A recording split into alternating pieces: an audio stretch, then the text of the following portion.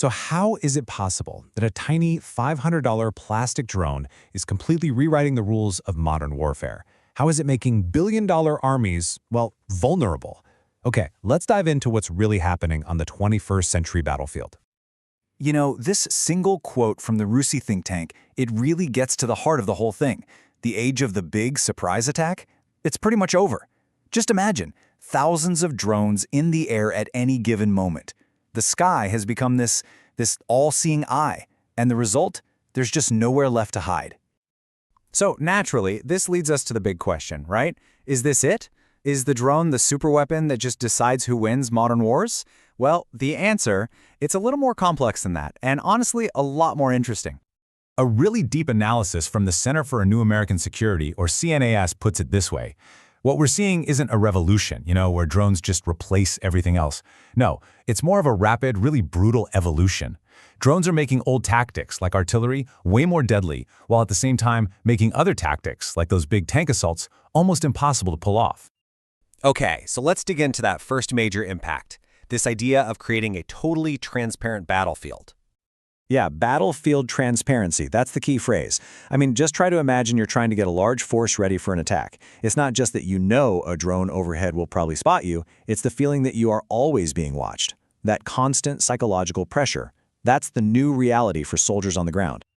And you can see the consequences of this playing out on the ground. You know those massive tank columns you see in old war movies? Yeah, forget about them. Today, any group bigger than just a couple of vehicles gets spotted in minutes, and boom, it's a target. So to survive, armies have been forced to atomize. They have to break themselves down into these tiny, scattered units just to stay alive. But that transparency, that's really only half the story. The other half is all about the economics. We've literally entered an era where the ammunition itself has learned to fly and to hunt. This right here, this is the number that changes the entire game, $500. That's what we're talking about for an average FPV, or first-person view kamikaze drone. It's basically a flying, guided bomb that costs less than a brand-new smartphone. Just think about that. And this is often its target, a $5 million state-of-the-art battle tank. The difference in cost is just insane.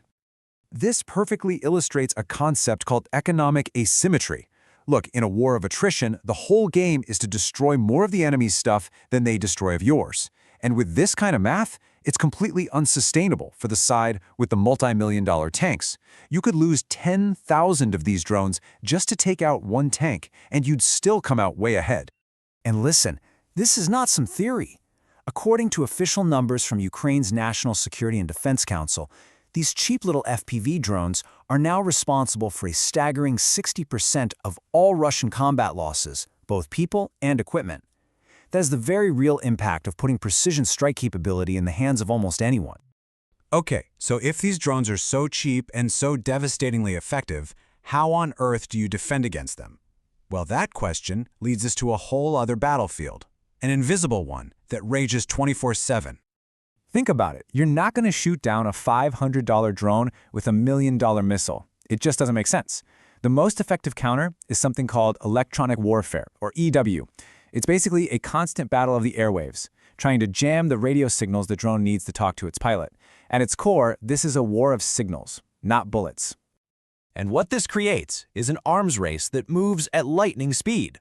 I mean, analysis from the Australian Strategic Policy Institute points out that the life cycle of a new drone innovation is now just 4 to 8 weeks. That means an advantage that's working today will be countered and totally obsolete in less than 2 months. It's just this relentless, exhausting cycle of innovation, copycatting, and countermeasures.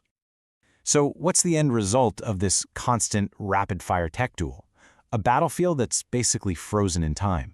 A report from CSIS found that the average Russian advance in 2024 and 2025 was just 70 meters a day. I mean, let that sink in for a second. That's actually slower than the grinding, infamous trench warfare of the Battle of the Somme back in World War I. So, if this invisible war of signals just leads to a grinding physical stalemate, how do you break out of it? Well, Ukraine's answer was pretty radical. They decided to turn innovation itself into a national industry. Just look at this number, 8 million. That is the annual industrial capacity Ukraine now has for producing FPV drones. This isn't some side project with volunteers anymore. This is a world record, state-level industrial machine, built from the ground up in the middle of a massive war. And what's so important here, as the Kyiv School of Economics points out, is that 90% of these drones are now produced locally. This isn't just about screwing together parts that they bought from somewhere else. No, this is about building an entire domestic supply chain for everything, from the plastic frames to the software. They've essentially created a self-sufficient drone state. But even building this massive industry isn't enough to guarantee a win.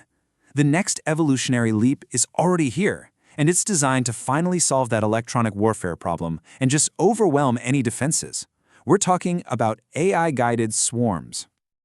The breakthrough technology here is called terminal AI guidance. Here's how it works.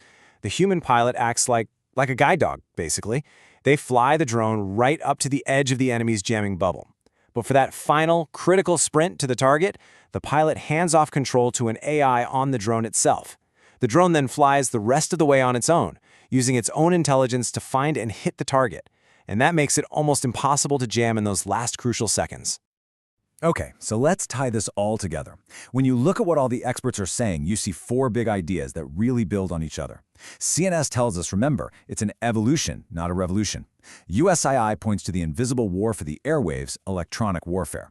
CSIS frames drones as the perfect tool for a brutal war of attrition. And then the Atlantic Council points to the future, which is all about intelligent autonomous swarms. And all of this leaves us with one huge, lingering question for the future. I mean, how can a traditional army, one with procurement cycles that take years, sometimes decades, how can they possibly keep up in a world where their multi-billion-dollar systems can be threatened by an enemy that can dream up, build, and deploy a brand new threat in less than a month? That's the challenge everyone is facing now.